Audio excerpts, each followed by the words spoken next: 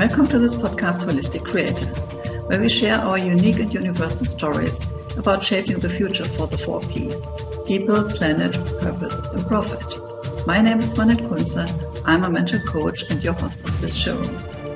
My intention for this show is to inspire you on your path to a holistic future. So welcome. Hello and welcome to my podcast, Holistic Creators. My name is Swanet and I'm your host. Today my guest is Peter from Twuyver. He is a holistic healer, a functional medicine practitioner, and a mindset expert. So welcome to my show. Thank you so much for having me. I appreciate the opportunity to be a guest and to share with you today. Yeah, and you can be curious, all the people who are listening, because you had some very difficult experience when you have been a child and you really made it through, and this made you the expert. Perhaps you can tell us who you are, what you're doing, and a little bit of your background, what happened in your life so that people can understand what was your journey. Whew.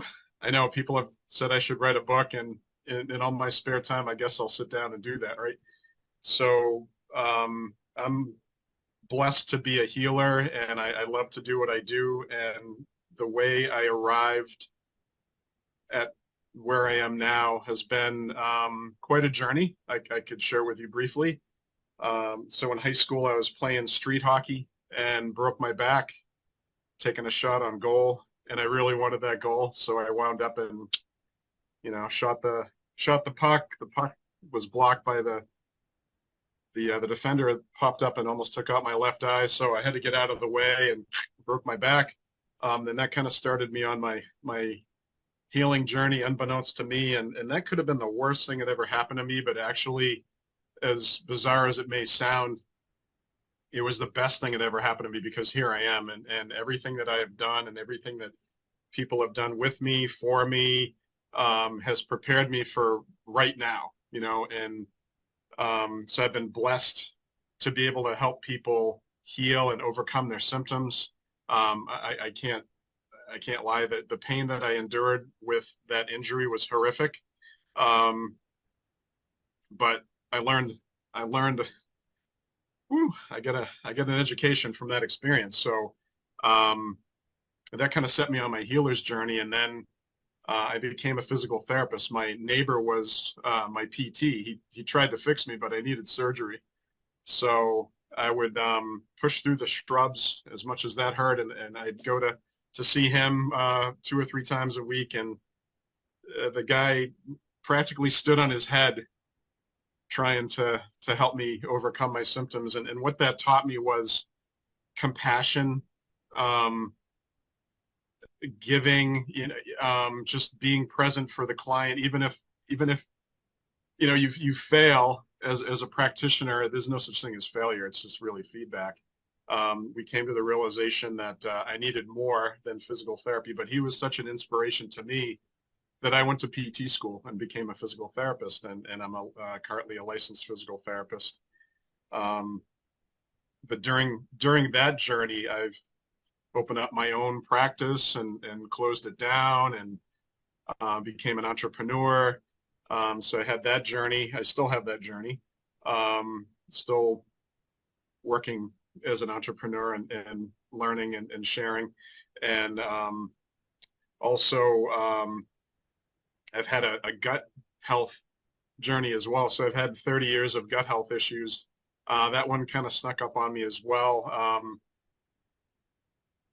I was diagnosed with celiac disease back in the 90s. And so it was confusing because the celiac blood work came back positive, but then the genetic test, the TTG, came back negative.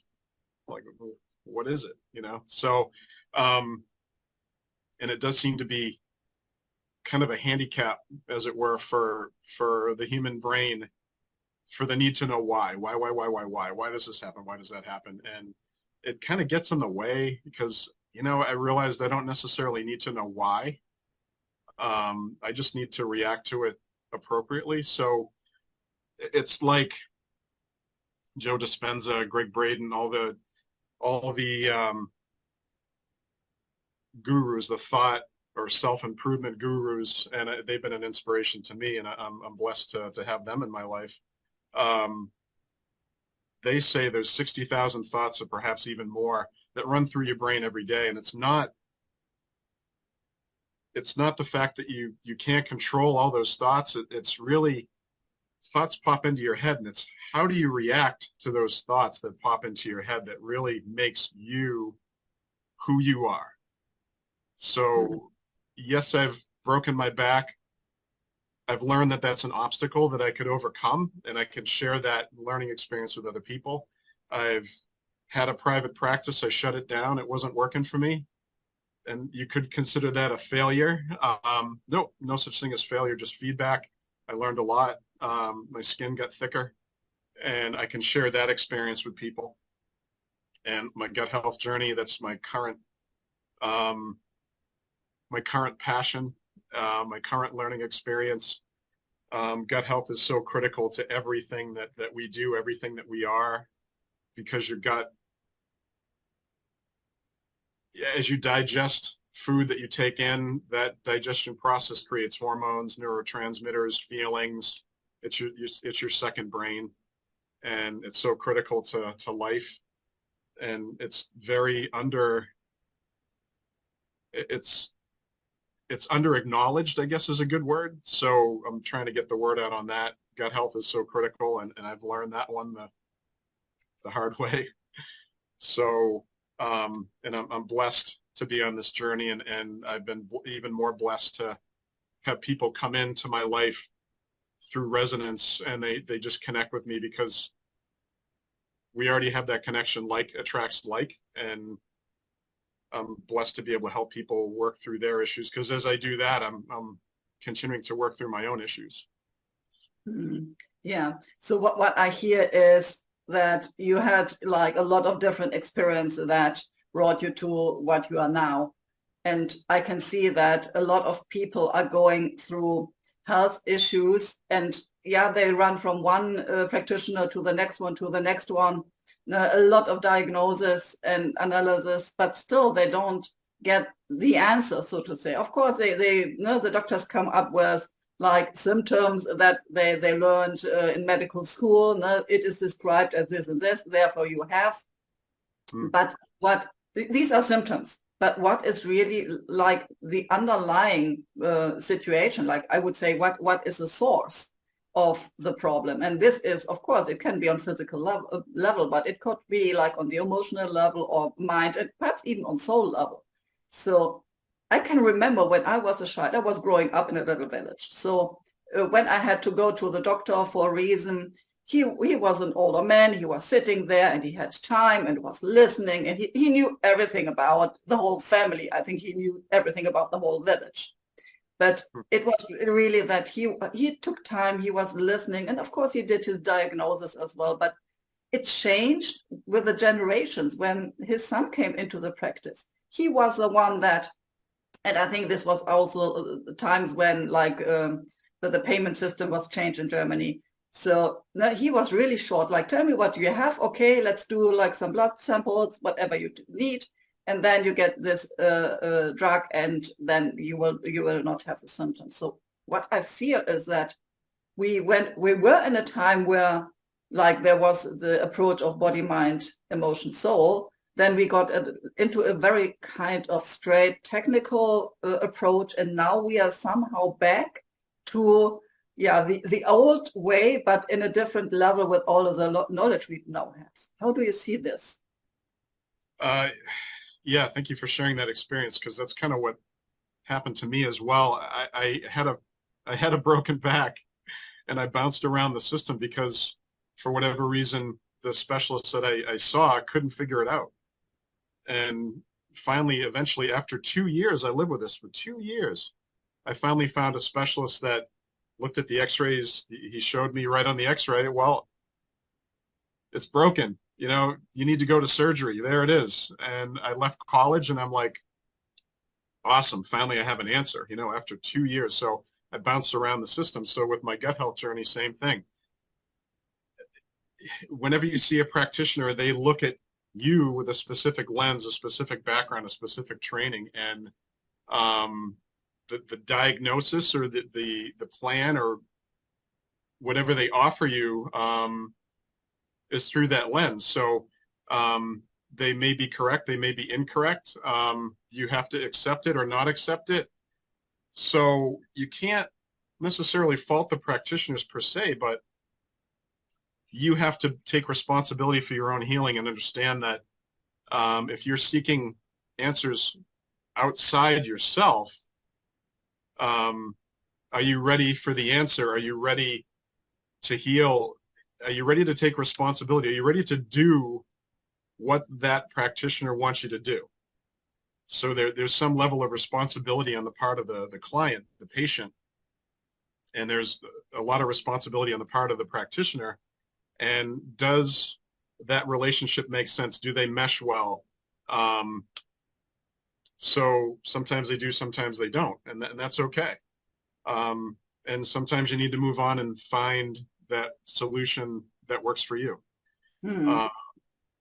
if that makes sense. So the tricky thing is, it's say if you go to a physical therapist, they're trained in physicality, they're trained in the body. They're not necessarily trained in energetic issues like an acupuncturist would be. You know, the body is a complete circuit of energy, so an acupuncturist will restore that energy circuit, that flow. So if you have an issue, you're blocked energetically, and they unblock that. But physical therapists do their thing. You know, maybe you have a joint that's having trouble or a muscle that's having trouble, and they're the experts on that.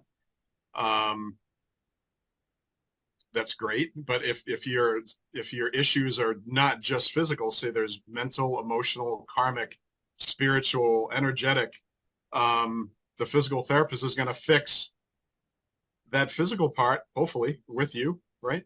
But then not necessarily address the emotional, karmic, spiritual issues. So it's difficult to find practitioners that can address mindset and body and energy all at the same time. And that's, in my 30-year journey with gut health, that's what I've come to realize, is that you need to address the whole client, the whole patient. You need to encompass mindset, body, and energy. And you said, like, it is also important that the patient takes his own responsibility to overcome the issue.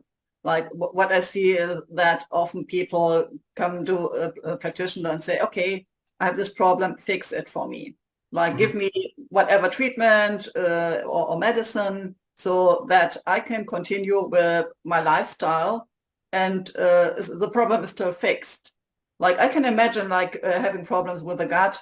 It is about also, like, what food intake you have, what you drink, how much you are stressed out, and all these kind of things that come together. So normally a behavioral change would already be a huge part of the problem, despite, for example, getting whatever, like acid blockers or whatever it is.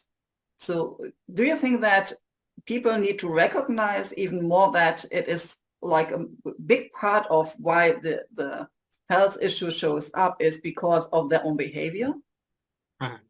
Absolutely. Yeah, good point. So we are the sum total of our experiences, our thoughts, our actions, and potentially the worst thing that can happen is you go to a practitioner and they give you a diagnosis that's ominous. Now, I recently had a very close family member be given a terminal diagnosis, and I can't really share who that is, and I you know, certain people in my family don't know.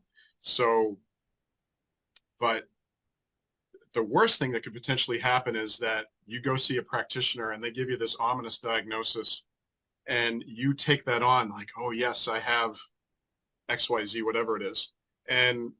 But that's what practitioners do. You show up and you expect an answer, so they're going to deliver you an answer, right? And it's unusual to go see a practitioner and they go, I don't know what it is. You know, they don't want, there's ego, there's training, there's a sincere attempt to deliver an answer to the client that's seeking answers. And so they will give you what they think it is, and then how do you respond to that? So remember, I just talked about how there's 60,000 thoughts that run through the brain per day, according to the thought gurus. How you respond to those thoughts is really who you are. So if you take on that ominous diagnosis, yes, I have X, Y, Z, or whatever it is, that could be good or bad. It depends. Depends on what the diagnosis is. Or do you take responsibility for your own healing and say, well, I agree or I disagree, but how do you react to that? What are you going to do? How do you feel about it? How do you think about it? But really, the issue is, what's your next step? And you said that in your own journey, of course, no, there has been the possibility to become a victim and just giving up and saying, okay, this is what my life will be like. Perhaps I will end up in a wheelchair, or that you can decide, okay, there is an issue, but I have to understand what happened to me in the form, and I can learn out of that. So you become like the leader of your own story, and you write your own story. And then, of course, also by the thoughts you have about that, you can either be a victim and say, okay, I will give up with this disease, or you say, okay, now I see that there is an issue. Let me understand what is behind, what is the source of the problem, and learn from that and change my experience. The body is magnificent. It can heal so quickly. So I think we can go a little bit deeper into this topic about like how you can influence with your thoughts, your health, and about being a victim or leader of your life. Would you like to share a little bit about your own journey as well? Well, yes, and I love that. Being a leader, being a advocate for yourself, I love that concept, and thank you for sharing that.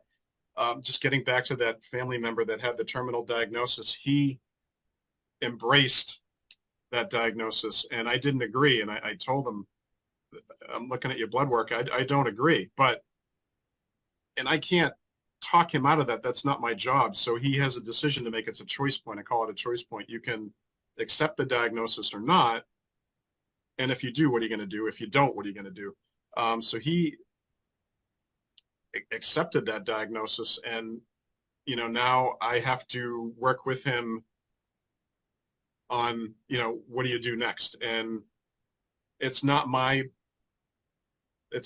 job, it's not my place to resist that, because what you resist persists. So I have to allow and still be an advocate for him, even though I don't agree. And ego can step in there and say, well, I don't agree and I'm not going to help you, and I'm not like that. And you shouldn't be, but no judgments. This is a family member, and I don't want to see this individual decline further. And so it's tough, it's difficult, but in a healing journey, it's not about me fixing somebody else. It's actually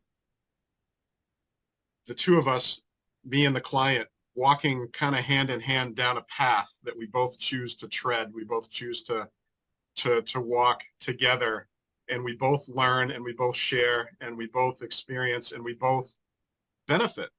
So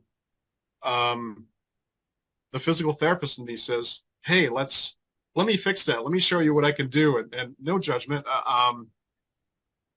Physical therapy is awesome, and I'm blessed to have that as a career. But I think true transformation, true healing is an experience. It's a progression. It's a journey that you choose who you involve in that. You choose who you let in. And there's obstacles, there's bumps in the road, but all those obstacles are just opportunities to change, opportunities to learn. Like I had a fractured spine. That was a giant obstacle. And like you said, victim, I could have been a victim, but the mindset shift was, well, I'm not getting any help from the people I'm seeing, so I'm going to have to figure this out on my own. And at the ripe old age of 16, that was quite a revelation. And by 18, I found a solution, but it's a journey, it's a path. There's no right answer, there's no wrong answer. It's just, how do you respond to the obstacles? How do you deal with there's fear of failure, there's fear of rejection, there's all kinds of fears that can get in the way. How do you deal with these issues, these obstacles? And you could become a victim, or you can advocate for yourself with your practitioner and triumph. And then even better, share that experience. So it's not enough that you heal from these things. You need to share what worked for you. And that's I think that's the highest level of healing. Because how many billions of people are on this planet? Somebody needs to hear your story. Somebody needs to benefit from your experience. That's why we're all here. We're here to share and to learn together and benefit from each other. That's, if you want to call that the secret of life, I would say that that's one piece. Yeah, absolutely. And I can share also a little bit of my background story, because when I was 8 years old, I had a near-death experience. And I was in coma for 2 days, and the doctors had no idea what happened with me. So they thought it could be like a meningitis, and or no, it could be an intoxication, but they really had no clue. So after this near-death experience, I went from one doctor to the next one to the next one, because I had these moments of fainting away over and over and over again. So they thought, okay, it's too less blood pressure, and I took different kind of medication, but it didn't get better. So I had this experience all my childhood, being in hospital, having all this kind of diagnosis and treatments, and it was like an endless story, because the symptoms were still the same. And after having this experience, I started to question myself, like, what is this life all about? And why are these things happening? There was still this why question, but still it was also the learning question. Getting into medicine, for example, learning about toxins, learning about chemistry. I'm an engineer as well. So I really went deep into science. And then I reconnected with the spiritual approach, because I had this feeling of duality all my life. Like, there's this bio body, this carbon-based body, and at the same time there is something like my spirit, my soul, that is somehow put into this body. But over and over again, I had these moments where my body was lying on the floor, and I was there as a spirit. And for me, it is super important now to see that we need different kind of approaches to understand, like, why these symptoms showing up. For me, after studying all this stuff, I understood I was toxified by pesticides. Yeah, and these were neurotoxins, so what will kill insects will also kill little children. And then, of course, we knew what to do to detox and so on. But until then, it was like, okay, what are different approaches? Where can this come from? So, like, there was this approach, okay, no, she is just making this up to get attention. Then there was this idea, okay, yeah, there is really a severe health issue, but we can't figure it out because all the diagnosis says there's nothing. And like, they test my blood. There was nothing to see, because, of course, at that time they didn't test on like PCP and Lindan. So, but I think this is really important. If you said, now people have this experience, to share their stories, but also to see what are the different perspectives. How can you enter, like, getting an answer to your situation. Yeah, thank you for sharing, because your situation, your journey sounds somewhat similar to mine, where you're looking for the answer outside and couldn't find it. So I'm not advocating just looking for that other person to fix you. That's, if you want to take responsibility for your own healing, you still need to look within, but frequently you look within and you don't have all the answers either. So there has to be a balance between seeking out the right practitioner and doing your own internal work. There has to be a balance there. So like I said before, I don't fix people. I guess in PT I was fixing people, but ultimately if I fix somebody else, they're not taking full responsibility for their healing. So it just comes back.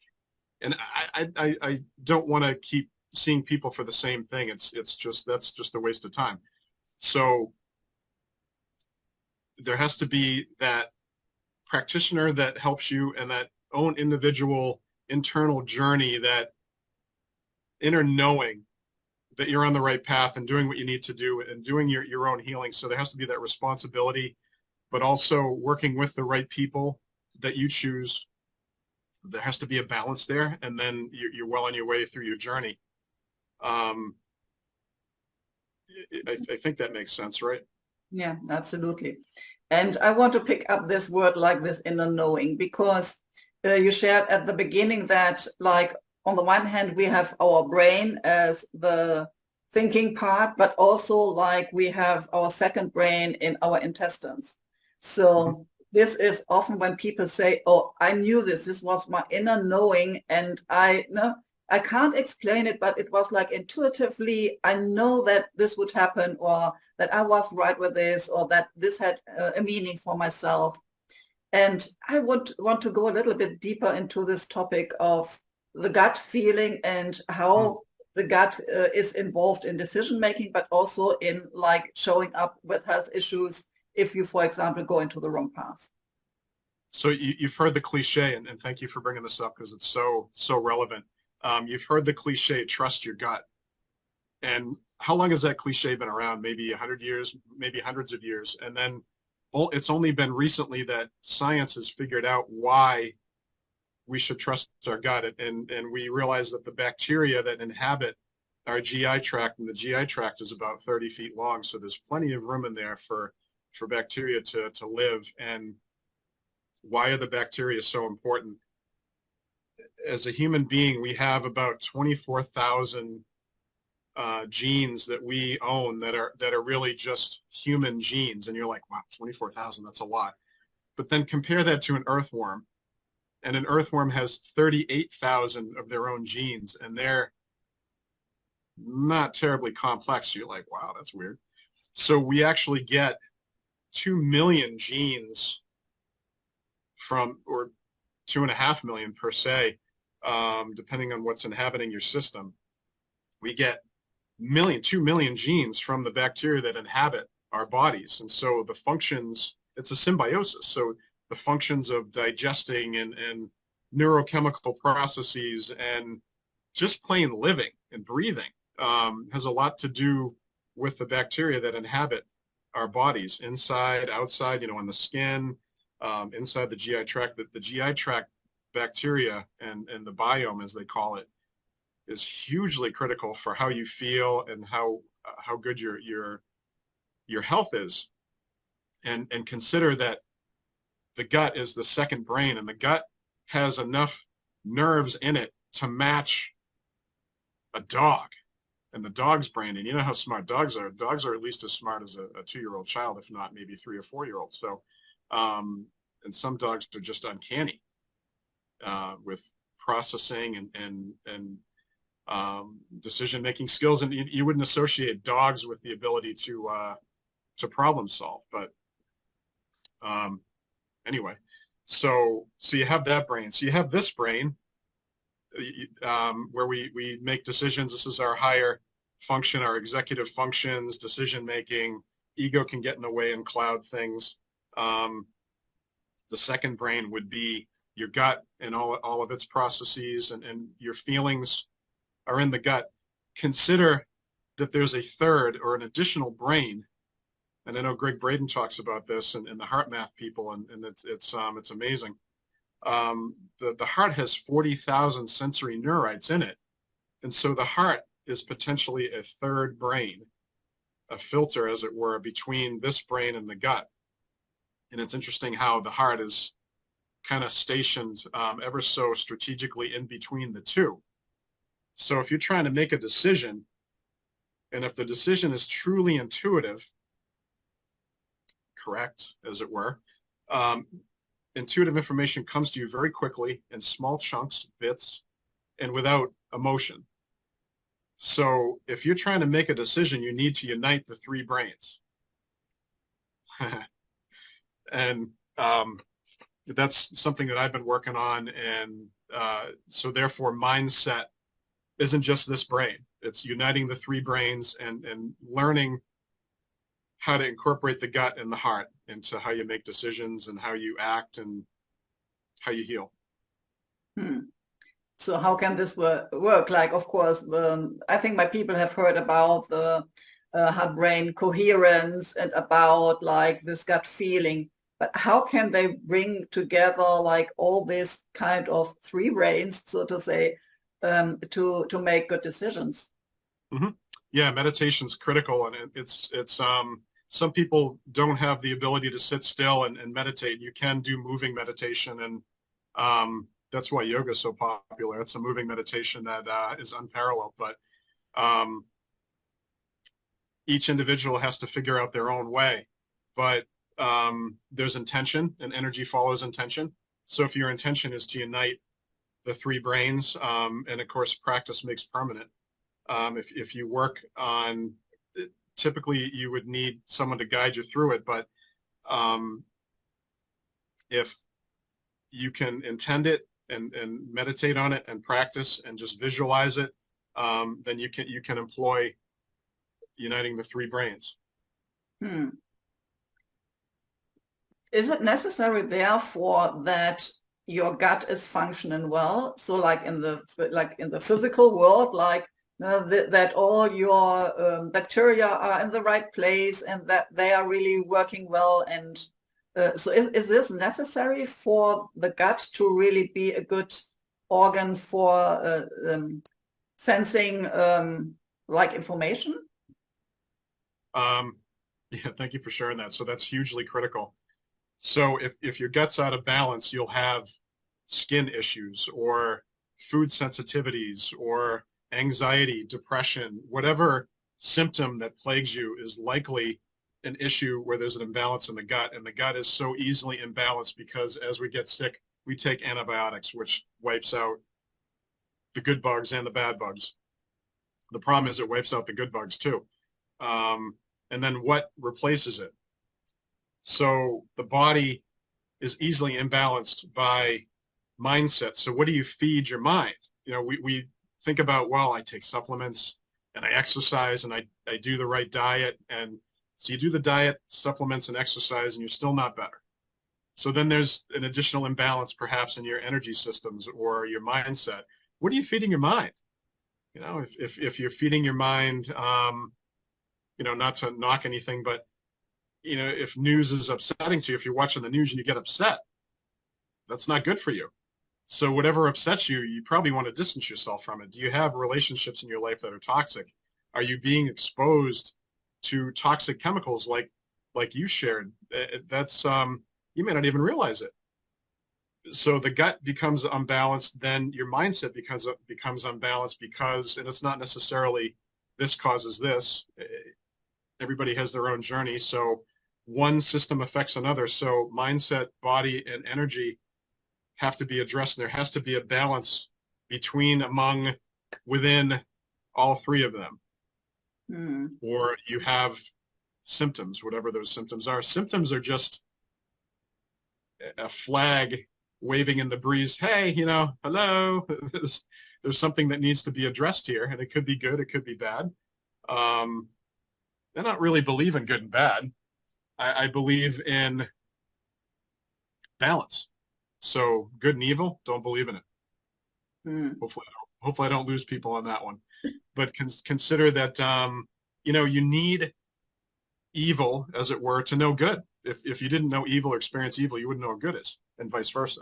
So is there really such a thing as good and evil? I don't want to get into that, but consider that you need both. This is, you know, for living in this dimension of duality where there's male, female, good, bad, up, down, left, right, yes, no, binary, as it were, and we're seemingly moving out of it into another reality or another dimension, if you believe in that process. For the right now, we're still here in duality. So we have to acknowledge that, yes, there's a good and bad in everything. There's, you know, I broke my back. The pain was horrific. And we talked about victim mentality. I could have focused on the bad. Tough not to do that when you're in a lot of pain and you don't know what to do. But or you could you there's a choice point there. Could you shift your mindset and realize there's an obstacle here, there's a learning experience here, pain is a lesson. What do I need to learn? Shift it. Pain is a lesson. So if you look at it from that lens, there really isn't any good or bad. It's just it's not, the pain isn't wrong. It just is. What can I learn from this? And then you have people in your life that don't understand that or haven't been exposed to that. Share that with them. Share that learning process. Pain is a lesson. Obstacles are an obstacle to obstacles are opportunities to change, to overcome, to transcend, to transform. And of course, it can be uncomfortable, but there's a reward at the end. There's a pot of gold at the end of the yellow brick road, you know? Absolutely. And I like this, that like the pain is a lesson, and this is like the red flag. See something is out of balance, and figure out what needs to be changed. And I would like to share a little bit about, because we speak about food and the gut and these kind of things, that when I was a child, as I told you, I was living in a little village. So it was normal that at the weekend we got this big box of food from our farmer, and this was prepared and frozen and cooked and pickled and whatever we did with that. And especially my grandmother had a garden, so there was always a season for something. Every time I visited her, I had to clean up the beans or the cherries or whatever. So I'm grown up with this kind of mindset of fresh organic food. This is good for my health.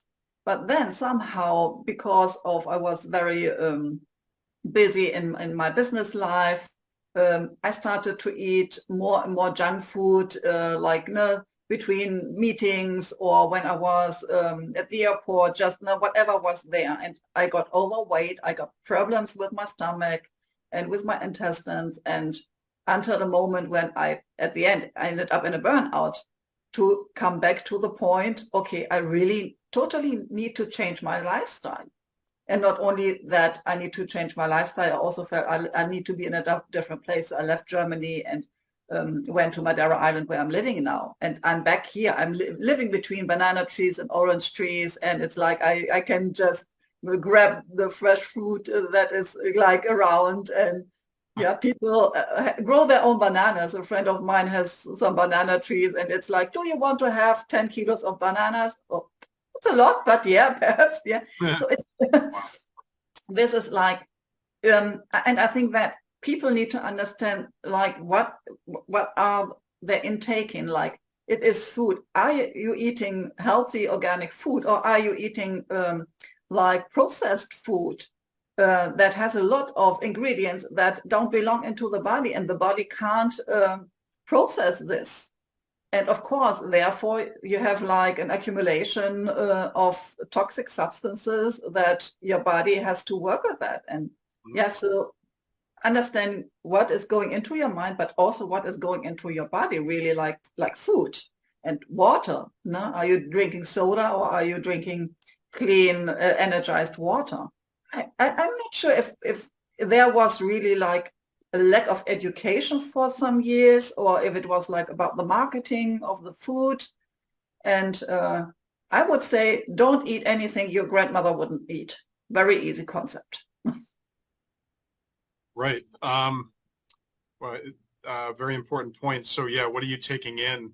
And you know, as symptoms start to develop, there's one flag, and you may ignore it. You don't necessarily have to fix every symptom right now. But then after a while, if you ignore the symptoms, what you resist persists, and what you blow off persists.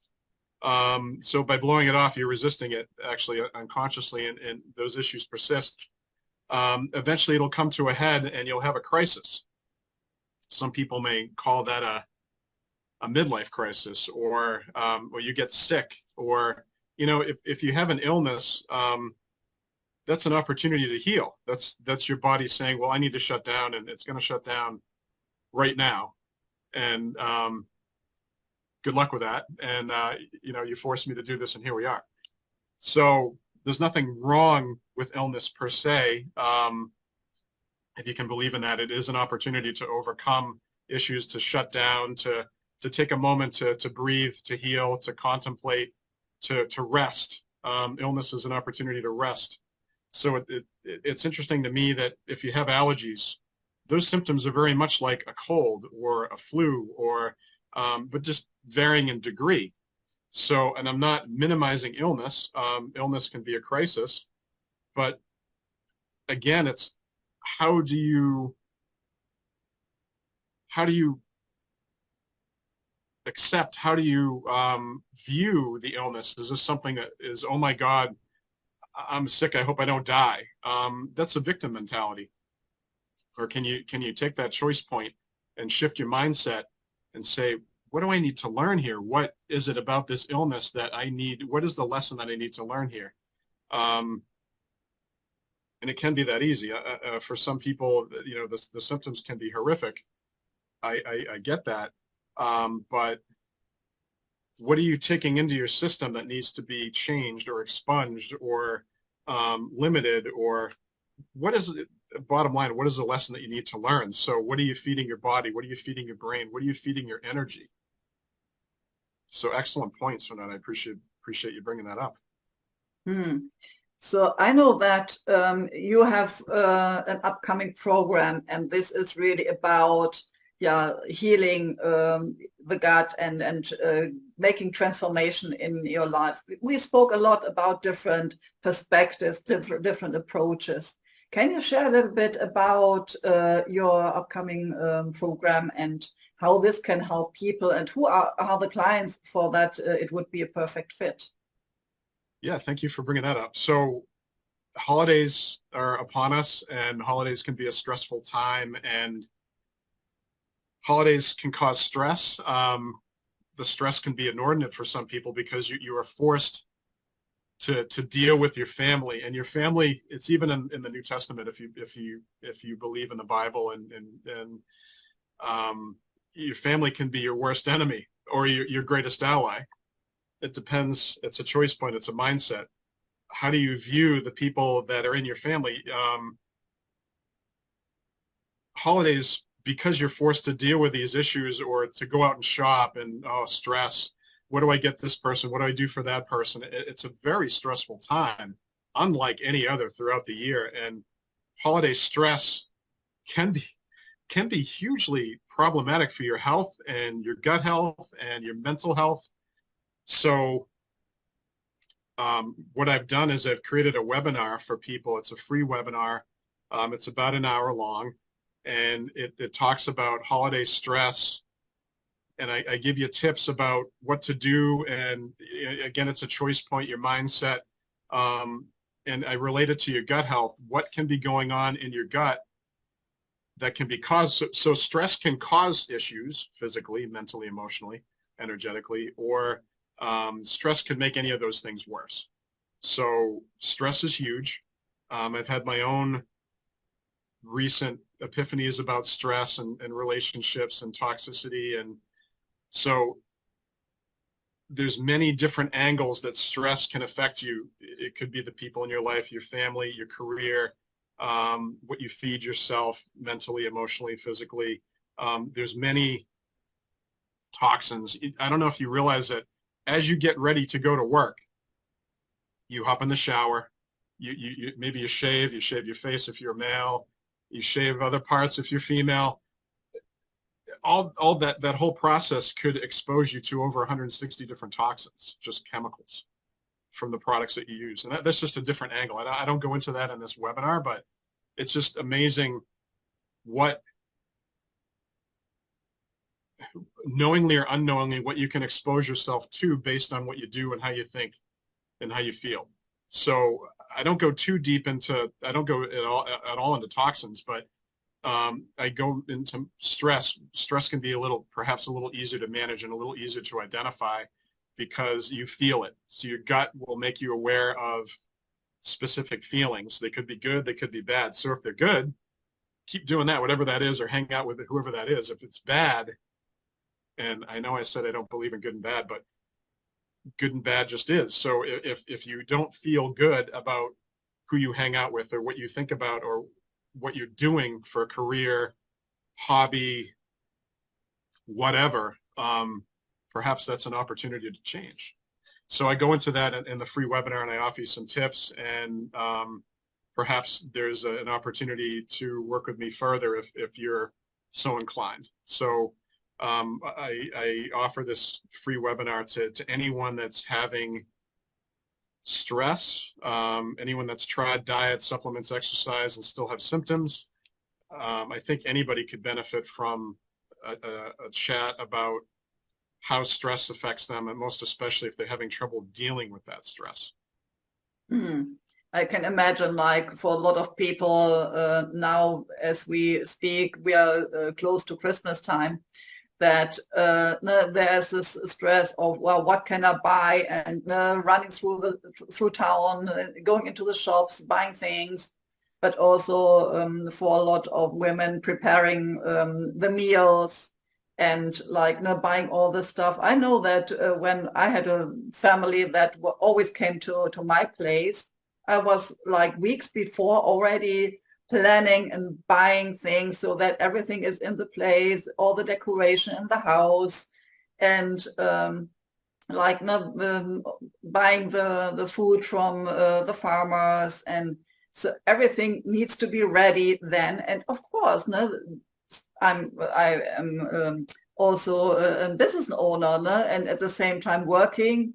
So it was like, okay, this is a lot to handle, and it became stressful. And then during Christmas time, all the people together, some liked each other, some not so much. There was always like a little bit of arguments, and yeah, and then all the food, no? Like we normally have like our different meals, but during Christmas time, it feels like we're eating the whole day, sitting, discussing, eating, and then having a little walk because I had dogs, but then going back and restarting eating.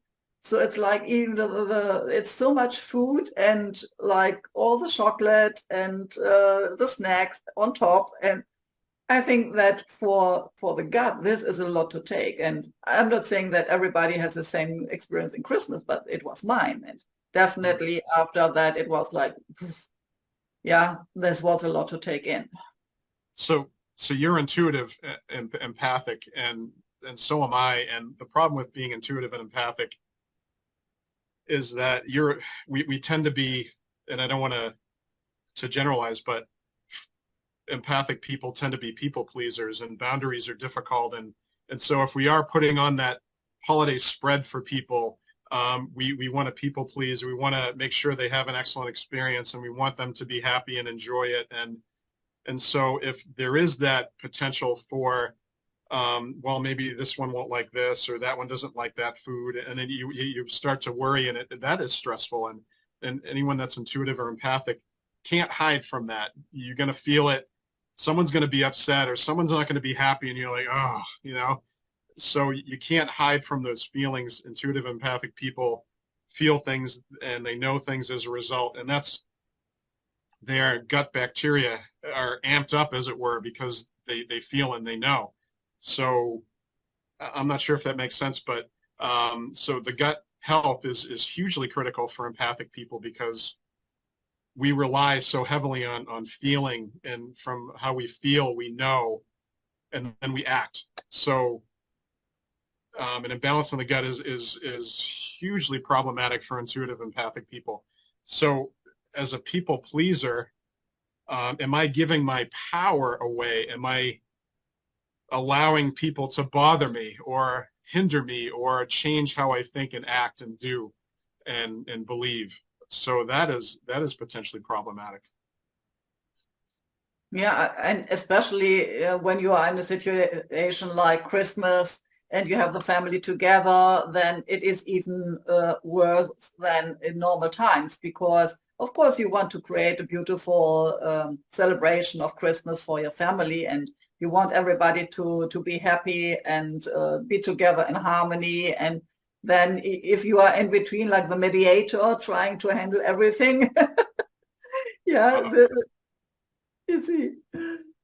Well, just consider, like, I like what you said. You're eating, and then you're talking and doing things, and you're doing more eating, and then you're doing something and you're doing more eating. So all that eating is overwhelming, potentially, depending on what you're eating, is overwhelming to your gut and to your energy systems. And then what happens? I know after Thanksgiving, there's that almost mandatory, that passing out on the couch, as it were, that tryptophan overload from turkey, if you eat turkey, and so that just the act of eating all those calories can be overwhelming to the system.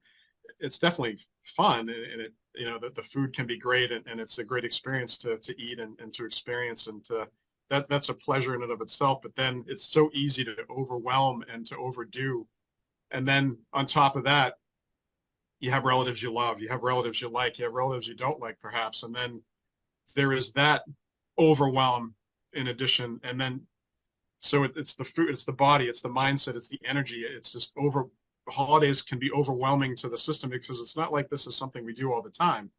There's no way there's no way we could tolerate that. So there's specific times during the year that we allow this happenstance, this interaction, and it's good that it's only a few times a year, because there's just no way we could tolerate it. It's good and it's bad, if you believe in that. Yeah.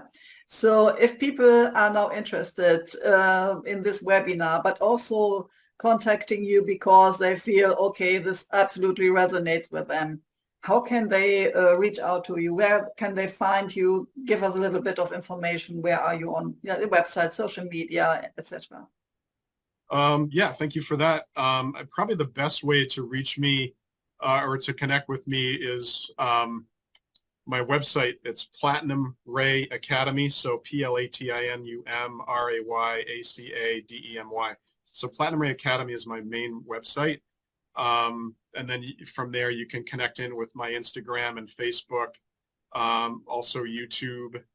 I have a YouTube channel, Platinum Ray Academy.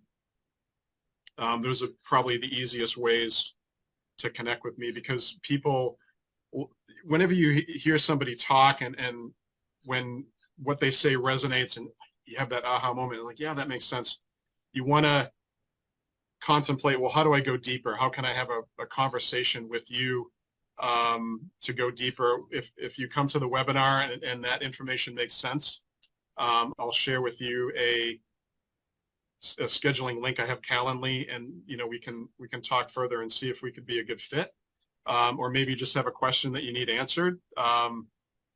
30 minutes with me, if that appeals to you, great. Okay, so I will put all the links in the show notes, so that it is very easy for everybody who's interested now to just click there and come into your magical world. So last but not least, is there anything that you want to share that I didn't ask you? Yeah, I think we touched on quite a bit, and wow, how time flies. So that was a whole hour, and that just flew by in a blink. But I would encourage people, listeners, Swanati, you have an amazing following and amazing energy, and you are a leader, and we need more of you. I would recommend the listeners to this podcast to be like you and share their story, share their learning experiences, because if there's 7 billion people on the planet, somebody, I mean, mathematically it's a certainty, right? Somebody needs to hear your story. And what did you do to overcome your obstacles? Because everybody has obstacles. Everybody has a learning journey, a healing journey. Healing and manifestation, I don't believe they're separate. It's the same journey. You're manifesting healing. Healing means you're manifesting. I know manifestation is a big buzzword these days. It's your birthright to heal. It's your birthright to manifest. It's your birthright to be abundant. So how can you help somebody else overcome their blocks and overcome their obstacles? How can you help someone else heal? Because that's why we're here. We're here to help each other out. And healing is something we can share, something that we all need. That's why we're put here. We have to learn our lessons, and then we can move on. So how can you help somebody else overcome their blocks?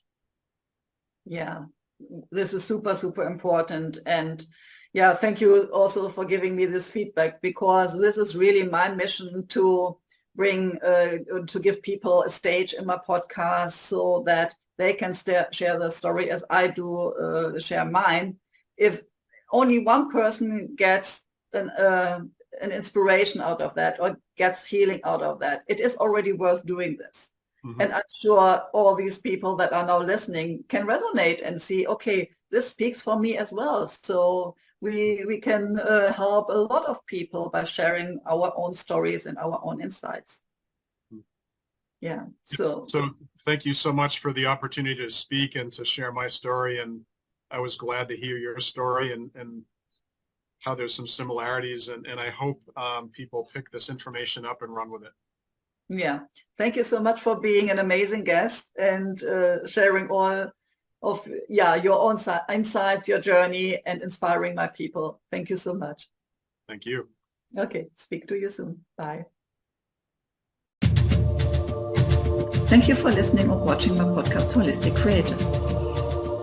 If you want to know more about how I can help and support you, have a look at my website, spiritualchangemaker.com. You can also join my Facebook group, Spiritual Changemakers Community.